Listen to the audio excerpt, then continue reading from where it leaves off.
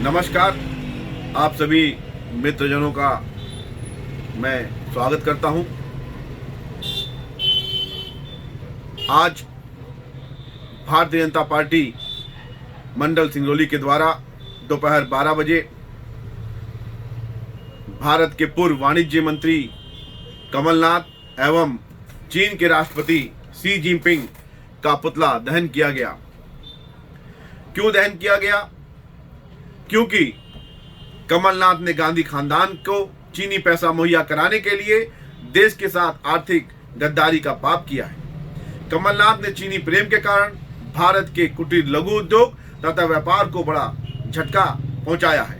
हमारे देश के गांव-गांव तक मिट्टी, लोहा, लकड़ी आदि आधारित लघु उद्योग कमलनाथ की हरकत के कारण तबाह हो गए और हमारे कुशल कारीगर जो कि घरों में रह करके बर्तन, खिलौने, दोने, पत्तल, घड़ी के डायल इत्यादि, अगरबत्ती इत्यादि बनाने का काम करते थे, वह अचानक बेरोजगार हो गए।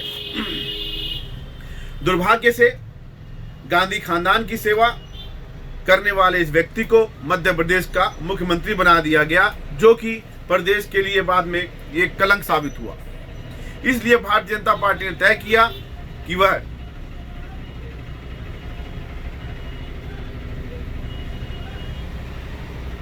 वाणिज्य मंत्री कमलनाथ जी के द्वारा जो चीन के पक्ष में फैसले किए गए, उनके खिलाफ आज पूरे मध्य प्रदेश में उनका पुतला दहन करने का कार्य करेगी।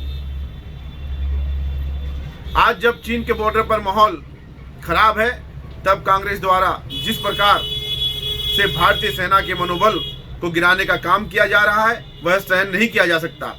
चीन के हाथों कांग्रेस के बिकने की मजबूरी हो सकती है, लेकिन देश के खिलाफ सुनने की हमारी कोई भी मजबूरी नहीं है। दुर्भाग्य से चीन से अवैध तरीके और अवैध आर्थिक रिश्ते निर्माण करने का सूत्रधार मध्य प्रदेश के पूर्व मुख्यमंत्री आज प्रदेश कांग्रेस के अध्यक्ष भी हैं। दस्तावेज साफ करते हैं कि कांग्रेस के परिवार विशेष को आर्थिक लाभ पहुंचाने के लिए वाणिज्य मंत्री रहते हुए कमलनाथ ने देश के साथ गद्दारी की है, अपनी पावर का भारी दुरुपयोग किया है। चीन के माल में आयात शुल्क को बेहद कम कर दिया, वह शुल्क 40 से लेकर के 200% तक कम किया गया। ऐसी लगभग 250 वस्तुओं पर आयात शुल्क को घटाया गया, जिसकी उपलब्धता में भारत में प्रचुर मात्रा में उपलब्ध थी। उदाहरण के लिए बांस जैसी चीज पर लगने वाला आयात शुल्क 30% से घटाकर 10% कर दिया गया, जबकि बांस भारत में पर्याप्त मात्रा में पाया जाता है। बिहार, बंगाल आदि राज्यों में पैदा होने वाला बांस हम विदेशों में भी बेच सकते हैं, लेकिन इसके बावजूद हमारे बांस कारोबारियों के साथ कमलनाथ ने इस प्रकार का धोखा किया कि उनका पूरा का पूरा कारोबार ठप हो गया।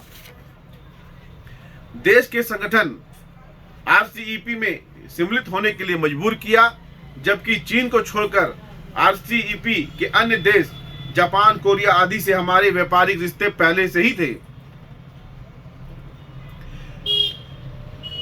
आरसीईपी एक व्यापारिक समझौता है, सदस्य देशों को कारोबार करने की सहूलियत देता है। सदस्य देशों को आयात और निर्यात पर बेहद कम टैक्स देना होता है, कई सामानों पर तो टैक्स भी नहीं लगता। 2019 में मोदी सरकार ने इस समझौते का हिस्सा बनने से इनकार कर दिया। इस संगठन में शामिल होने या नहीं होने के निर्णय लेने के लिए बनाई गई समिति ने कहा था, यदि हम चीन के माल पर आयात शुल्क घटाएंगे तो हमारे घरेलू उद्योग बर्बाद हो जाएंगे। लेकिन कमलनाथ ने नापाक आर्थिक हितों के कारण उस समिति रूलिंग को भी बाईपास कर दिया।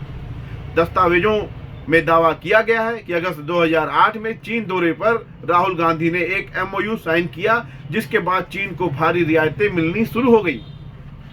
RCEP अर्थात रीजनल कॉम्प्रिहेंसिव इकोनॉमिक पार्टनरशिप अर्थात क्षेत्रीय व्यापक आर्थिक भागीदारी की दिशा में बढ़ने का फैसला लिया गया। स्पष्ट है कि कांग्रेस के लोग चीन के साथ तनातनी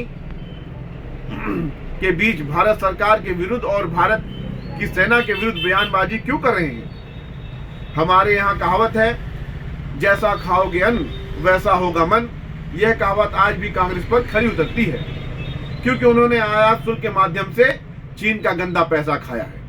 सोनिया गांधी, राहुल गांधी और कमलनाथ जैसे नेता यह समझ लें कि अब देश में नरेंद्र मोदी जैसे प्रखर राष्ट्रभक्त और पारदर्शी प्रधानमंत्री नरेंद्र मोदी की सरकार है।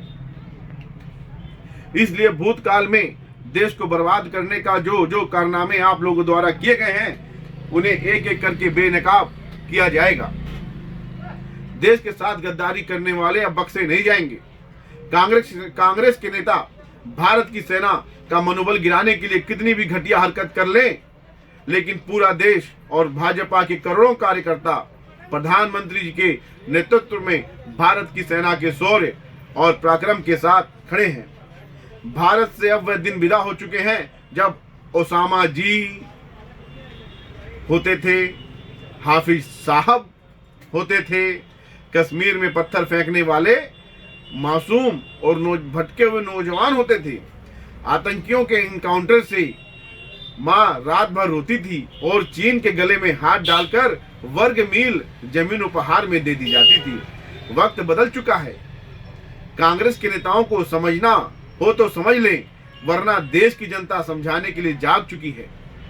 मैं पुनः आप सभी से निवेदन करता हूं कि जिस प्रकार से कांग्रेस ने देश के साथ गद्दारी की है, कांग्रेस के नेताओं ने आर्थिक लाभ के लिए देश के आम नागरिकों की गाढ़ी कमाई पर डाका डाला है, चाहे वो 2G का मामला हो, 3G का मामला हो, कोलगेट हो, कॉमनवेल्थ गेम हो, कितने ही घोटाले, अनगिनत घोटाले इन्होंने किए और देश को आर्थिक नुकसान पहुंचाया। आज इसी धर्मतय में हमारे मंडल के द्वारा इनका पुतला दहन का कार्यक्रम किया गया, जिसमें हमारे कई कार्यकर्ता संख्या में सोशल डिस्टेंसिंग और कोविड को ध्यान में देते हुए कमलनाथ जी के पुतले के दहन में अपना विरोध दर्ज करवाया। जय हिंद, जय भारत।